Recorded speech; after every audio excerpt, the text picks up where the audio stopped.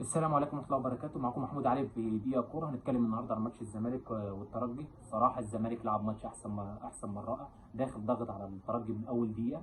لعبوا صراحة 90 دقيقة. أول الشوط الأول الترجي فرقة تعتبر ما فيهاش لعيبة، كلهم شيوخة قدامي قد كده.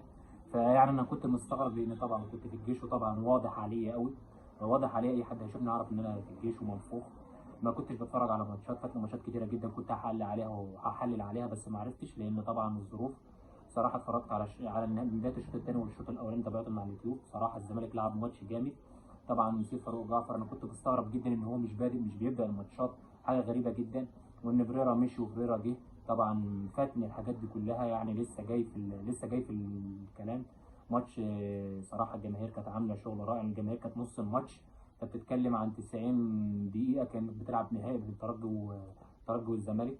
الزمالك لعب ماتش جامد جدا، بدايه من محمد صبحي. اي نعم جت عليه كوره كده عمل فيها، لكن انت بتتكلم عن فرقه بتلعب فايقه. زيزو لعب ماتش جامد جدا. زيزو لما يبقى فايق بيبقى رايق.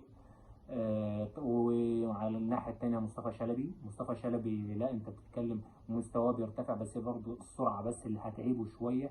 هو هيجيب مستواه في نهايه الماتشات. هيفرق كتير جدا هيفرق كتير جدا مصطفى شلبي في الماتشات الجايه. انت بتتكلم يعني في لعيب هيجي منه. سيف الجزيري بيستعيد المستوى اللي كان نهى عليه نهايه الموسم. خط النص طبعا دونجا صراحه سد المكان الثاني اللي كان فيه الدفاعي. اي نعم بيشوط تسديدات، لكن بتبقى التسديدات انا شايفها من وجهه نظري ان هي ما تبقى مش اللي هي تيجي جون، اللي هي تسديده وخلاص. هي تسديدات حلوه بس مش طبعا زي امام عاشور كانت الكره منه خطيره. طبعا الدفاع هو اللي عيب نادي الزمالك دلوقتي. الدفاع صراحه لازما. الونش هو يعتبر رجع، بس انت بتتكلم في دفاع نادي الزمالك هو حلقه الضعف الوحيده اللي في الفريق الدفاع. مع برضو شلبي لو فاق شويه وتم زيزو من نفس المستوى، انت بتتكلم في فريق لو ان شاء الله الماتشين الجايين انت بتتكلم في الست نقط. فيريرا ما عادش يتفازلي.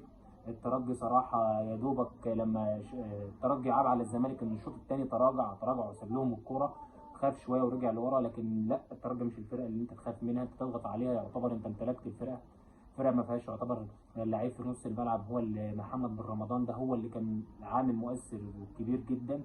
لكن يعني الزمالك لعب ماتش جامد جدا. هنتكلم عن حارس المرمى ده صراحه محمد صبحي تقيل. لعب ماتش هي وحاله الضعف الوحيده اللي هي خط النص. الاثنين مش منسجمين مع بعض، اذا كان حسام عبد المجيد او عبد الجني هي النقطه الاضعف في الفريق. طبعا فتوح باك الشمال كان عامل تمام نص الملعب. رؤى على قد الامكانيات. سيف جعفر، انا الصراحه كان عندي تعليق غريب جدا ان فريرا طلعه في الشوط الثاني. الزمالك فقد شويه من قوته، يلعب على المرتدات رغم انه كان ماسك كوره، بيمشي كوره، بيلعب ثرو، بيلعب كوره عرضيه، كلام من ده. هو لما طلعوا فقد الشغل ده جدا. فقد بنسبه كبيره الهجوم اللي كان عامله كان الاعتماد واحد على زيزو والجزيري. لان انا شايف ان مصطفى شلبي مش برضه بامكانيات بن شرقي اللي كانت موجوده. انت بتتكلم في لعيب توب ليفل، اللعيب الثاني يلعب لاعب دوري مصر نص نص. وصراحه انا كنت منتظر بشده سامسون ده، مش عارف هو بيتصاب بتاعه. لما كنت متابع كان بينزل اخر 10 20 دقيقه، فانا مستغرب جدا من الحاله اللي فيها. لكن عامه الفريق الزمالك عاد بيستعيد بعض من مستواه اللي فات. هيرجع لنا، وانا حاسس ان الماتشات الجايه هتبقى اقوى واشد، لان الفريق بتلعب برجوله، بتلعب بروح. انت بتتكلم فريق عايز يكسب، عايز ينافس، عايز يرجع للبطولات. وان شاء الله الفريقين الماتشين الجايين اللي يكسبوهم وان شاء الله يصعد تاني. بس لازم تكسب بلوزداد وتكسب الفريق التاني ده. الفريق التاني انت مضمون لك بلوزداد هي انت على الفكره يعني ان الزمالك بيلعب بره كويس. انت بتتكلم فريق يعني عادل يعني بنسبه كبيره، بنسبه 100% لمستواه. بس انا هتكلم عن نضاي يعني. هو صفقه انا كنت متوقع لها انها تبقى كويسه، لكن خيبه ظن زي عمر جابر.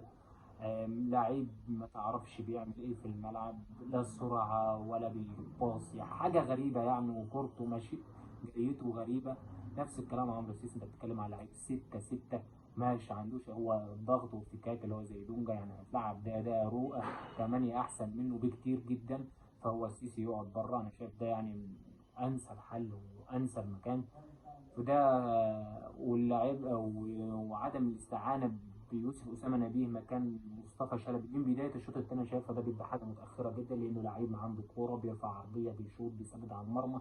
انما مصطفى شلبي ما بيمتاز بالسرعه، اللي انا شايفها لا نقطه ضعف. لازم يشتغل على السرعه بتاعته شويه، ينزل من جسمه شويه. لا هو يعتبر سرعته بطيء، انا شايف بالنسبه لي انه لعيب بطيء بطيء. يعني ممكن انتوا تبقوا شايفين حاجه تانية، كل واحد وآراءه، لكن انا بالنسبه لي انا شايفه ان هو يعني في السرعه مش احسن حاجه، والمهاره بتاعته يعني.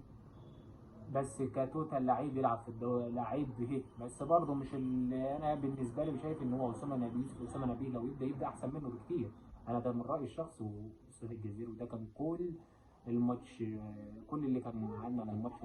ان شاء الله الزمالك هيرجع بقوه. ده كان كل اللي انا يعني استنبطته من الماتش في 90 دقيقه ديت.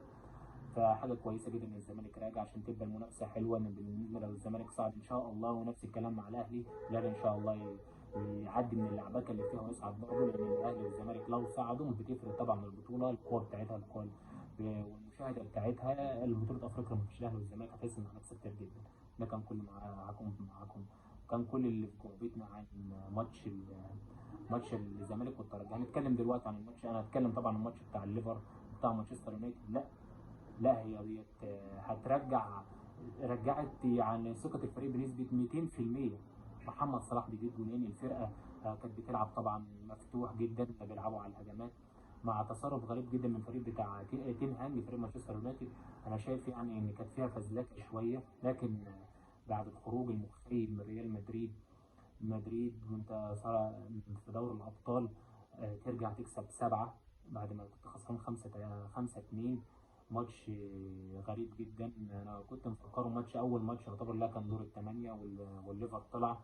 وده كانت حاجه مخيبه جدا ليا، ان انا كنت عايز الليفر يكمل، لان الليفر بيلعب يعتبر كوره كويسه. الريال صراحه يعني انا متوقع ان المنافسه هتبقى انا حاسس ان هتبقى الريال والبايرن في النهائي، وهو واحد من الاثنين اللي هيكسب، لان الاثنين دول في حته والفرق الثانيه كلها في حته ثانيه. هنتكلم عن الماتش بتاع الليفر طبعا. الليفر عمل ماتش مع اليونايتد. انت بتتكلم مع اليونايتد ما لمسش كوره، ما راحش كوره واحده على الجول، لكن غير كده اليسون ما اختبرش اي اختبار. سيطره بالطول والعرض والشمال واليمين واللي قدام وورا وتحت وكل حاجه. عودة فان دايك طبعا، واللاعب الهولندي كاجوك ده لعيب خرافي. محمد صلاح بيمر بأحسن فتراته، اسيستين وهدفين. انت بتتكلم في كل ما لعيب يقول لك لا ده لعيب بتاع شوط كلام من ده سرعه، بس لا بيثبت لك كل حاجه انه احسن وما زال مستمر. والشكوك اللي الفرقه ان هو بيقول هيتباع، حاجه اللي انا شايفها ان محمد صلاح هيتباع. الفرقه بتاعت الليفر هتبقى فاضيه جدا، فهيتأثر بنسبة كبيرة جدا على المستوى بتاع الليفر ومستوى الفريق عامة ككل. انت بتتكلم عن محمد صلاح يعتبر نسبة 50% من قوة ليفربول. انت شيل محمد صلاح الفرقة يعتبر هتبقى فاضية، يعني زي ما شفنا لما فان دايك مشى كان مصاب او كان موجود محمد صلاح، يعني النسبة الكبيرة هو فايق. الفريق ضعيفة، الفرقة قوية، محمد صلاح طول الموسم بيبقى بيرفكت. مع نونيز بيشتغل، والواد الهولندي ده جاحد صراحة. اليوت برضو بذرة جامدة جدا، لعيب مستقبل، لعيب كورته حلوة، بيلعب عرضيات، بيشوط، بيهدف، كلام من ده. والونجات يعني انت بتتكلم في داروين نونيز مستواه لعيب برضو عالي. امكانياته هتظهر قدام شوية، بس الصبر. وكمان كل ماتش ما بياخد رجليه بتثبت. والدفاع كوناتي، فان دايك، انت بتتكلم يثبت على الموضوع ده. ترينت بيحاول اهو بيرجع مستواه. بس صراحة ماتش يورجن كلوب داره بنسبة رجعت الأمل شوية للفريق. تين هانج حاجة غريبة جدا، بدأ بلعبة الماتش اللعيب الطويل اللي طوله 2-3 متر بيلعبه نص الملعب، حاجة غريبة. طب ده هيجري ازاي، هيعمل ازاي؟ راشفورد ناحية اليمين، راشفورد لعبه ناحية اليمين فقط جزء من قوته، بيلعب لعيب صندوق. انت فزلكه من ايرين تينج هانج كانت عواقبها وخيمه جدا جدا. حتى الشوط الثاني ما حاولش يغير كتير في الماتش، برغم ان النتيجه اتفتحت جدا واللعيبه ما كانتش احسن حاله، ولعبكه في الفرقه، اللي بيلعب هنا وداه هنا واللي بيلعب هنا وداه هنا. هي الفزلكه ديت اللي كان برده شغال في يورجن كلوب. بس يورجن كلوب برده يعني الراجل في الامكانيات اللي موجوده، اللعيبه كانت يعتبر فرقه نصها مصاب مع تراجع مستوى الكنتاره، كلام من ده. لكن انت بتتفزلك ليه؟ اللعيب ده بيلعب هجوم، لعبه هجوم يا عم. اللعيب ده بيلعب ناحيه اليمين، لعبه يمين. مش برضو التكايه ديت هي اللي بتوقع اللعيبه. لا صراحه لعيب 2 3 متر ما تلعبوش في نص الملعب، دي حاجه غريبه جدا انا شايفها من وجهه نظري. ممكن من وجهه نظركم انتوا تبقى طبعا احسن او افيد، لكن انت حاجه دي اللي حاجات غريبه. اللعيب كل ما تاخد من الكره تتقطع. نص الملعب كان بتاع الليفر بنسبه 200%، وكانوا فاتحين الملعب رغم ان محمد صلاح وكلام محمد صلاح ونونيز سرعه جباره في اي كوره كانت، يعتبر انت بتتكلم في انفراد في اسيست. انت لعيب لعيبه يعني. انا شايف ان الكارثه اللي حصلت هي من ايرين تنجهام والخطه بتاعته اللي حطها للماتش واداره الماتش كانت فضيحه. وده كان كل اللي معانا في الماتش، وان شاء الله في الاسبوع اللي انا جاي ده هيبقى فيه فيديوهات طبعا. وعذرا عن الانقطاع بقالنا بتاع كتير ما بنقدمش. كان معاكم محمود علي في كورة. سلام.